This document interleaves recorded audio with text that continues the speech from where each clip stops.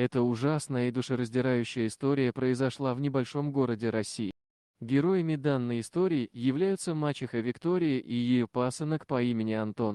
С Антоном в детстве произошла трагическая история, и он до конца своей жизни остался прикованным к инвалидной коляске. Антон жил со своим отцом и мачехой. Родная мать ушла от мужа после трагической истории с Антоном и свалила тяжкое бремя на плечи мужа. Муж долгое время воспитывал сына-инвалида в полном одиночестве, лишь изредка помогали его родители. Но в один день он повстречал женщину, этой женщиной оказалась та самая Виктория, у них закрутился роман, и вскоре они поженились. Ее все устраивало, она любила своего нового мужа и хорошо относилась к мальчику-инвалиду. Муж был на седьмом небе от счастья, наконец-то он нашел ту самую, для которой ребенок-инвалид не являлся преградой. Она постоянно заботилась о ребенке, ухаживала за ним, как за собственным сыном. Антон тоже проявлял к Виктории уважение и относился к ней, как к родному человеку. Но такое отношение продлилось недолго, Виктория стала хуже и хуже относиться к Антону, она считала его обузой и думала, что он мешает их счастливой семейной жизни. Она хотела завести своих детей, но муж ей постоянно твердил, что у них и так хватает забот с Антоном, и второй ребенок в семье ни к чему. Она очень злилась на мужа, а больше всего она возненавидела Антона за то, что он мешает им построить настоящую семью. И вот в один момент она не выдержала. Пока муж был в командировке, она решила пойти на отчаянные меры. Она придумала гениальный план отнести ребенка вглубь леса и оставить умирать его там. Под предлогом прогулки она взяла Антона, и они отправились на автомобиле в ближайший лес. После того, как они приехали на нужное место, мачеха оставила своего парализованного пасынка в глухом лесу. Ее сердце было полно злобы и ненависти к этому мальчику, который никогда не смог бы стать настоящим сыном для нее. Она подумала, что его исчезновение в самом неприглядном месте станет хорошим знаком для его отца, и он будет отдавать свою любовь только ей. И она наконец-то сможет забыть об этом бремени, о котором она должна была заботиться. После того, как Виктория оставила Антона, она спешно покинула место преступления, села в машину и уехала домой. Мальчик, беспомощный и одинокий, сидел на инвалидной коляске в глубине леса. Его глаза наполнились слезами, и он начал паниковать, понимая, что его покинули. Виктория надеялась, что его найдут дикие животные или что он умрет от обезвоживания. Но у судьбы на него были другие планы. Судьба послала ему ангела-спасителя.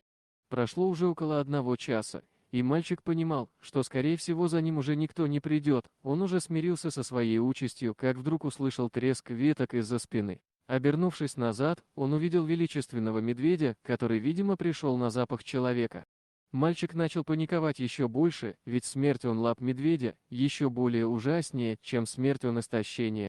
Но вместо того, чтобы атаковать или убежать, медведь подошел ближе и осторожно понюхал ребенка.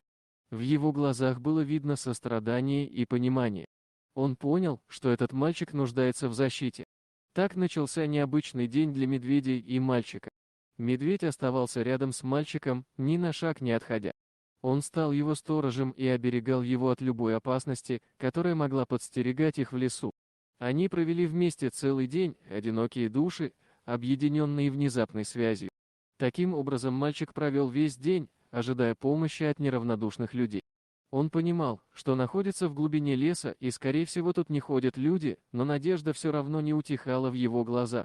Как оказалось, недалеко от данного места в лесу живет одинокий старик. После смерти своей любимой жены он оставил свою квартиру в городе и перебрался жить в лес, ближе к природе. Это была его давняя мечта, но из-за жены он не мог его осуществить. Но вот когда ее не стало, он все-таки решился на отчаянный шаг и переехал жить из многолюдного города в лесной домик в полном одиночестве. Вечером, когда наступила темнота, старик решил прогуляться по окрестностям леса и заодно собрать себе веток и щепок для растопки бани. Он пробирался мимо зарослей, попутно собирая еловые ветки, как вдруг его взгляд упал на мальчика на инвалидной коляске, который сидел в полном одиночестве. Увидев его одного в таком отдаленном месте, он понял, что что-то не так и решил проверить, что происходит. Когда он направился к мальчику, чтобы помочь, то из кустов вышел злобный медведь и всем своим грозным видом стал рычать на старика. Старик сильно испугался. Но знания дикой природы помогли избежать тяжелых последствий, он стал громко кричать и махать огненным факелом, увидев действие старика, медведь испугался и убежать прочь. Лесник остановился рядом с мальчиком и, испытывая сильное беспокойство, подошел ближе. Он был потрясен, увидев, что мальчик был оставлен в этом состоянии в таком опасном месте. Антон стал рассказывать, что таким образом от него решила избавиться мачеха, что она отвела его в лес, оставила и уехала. После данного рассказа старик отвел мальчика к себе в хижину, там он его накормил, напоил теплым молоком и связался со службами спасения, рассказав всю историю. Спасатели сообщили, что смогут приехать завтра утром, так как дорога до домика старика долгая. На следующее утро старик услышал стук в дверь, это была полиция, они взяли показания у старика и забрали Антона. Мальчик был спасен благодаря внимательности лесника и заботе медведя. Он был доставлен в больницу, где ему оказали необходимую медицинскую помощь. Вскоре после этого его приемную маму задержала полиция. Полиция связалась с отцом сына, который находился в командировке, и сообщили ему печальное известие. Он прилетел с командировки на следующее утро, он не мог поверить, что Виктория могла так поступить с Антоном, она казалась ему доброй и заботливой женщиной. После данного инцидента он разорвал все связи с ней и с ее родными, он выкинул все ее вещи из дома и навсегда вычеркнул ее из своей жизни. Мачеха предстала перед судом и была обвинена в покушении на убийство своего пасынка. Вся страна была потрясена этой историей, и многие требовали строгого наказания для женщины, позволившей такое нечеловеческое обращение с ребенком. Судебный процесс был долгим и мучительным для всех, замешанных в этом деле. Мачеха была признана виновной и приговорена к тюремному заключению. Судья выразил свое негодование поступкам женщины и подчеркнул, что такое жестокое обращение с ребенком никогда не будет терпимо в обществе. Отец Антона, в свою очередь, винил себя за случившееся, он много пил и переживал насчет данной ситуации. Но его родители помогли ему прожить данный период жизни, и его состояние пришло в норму.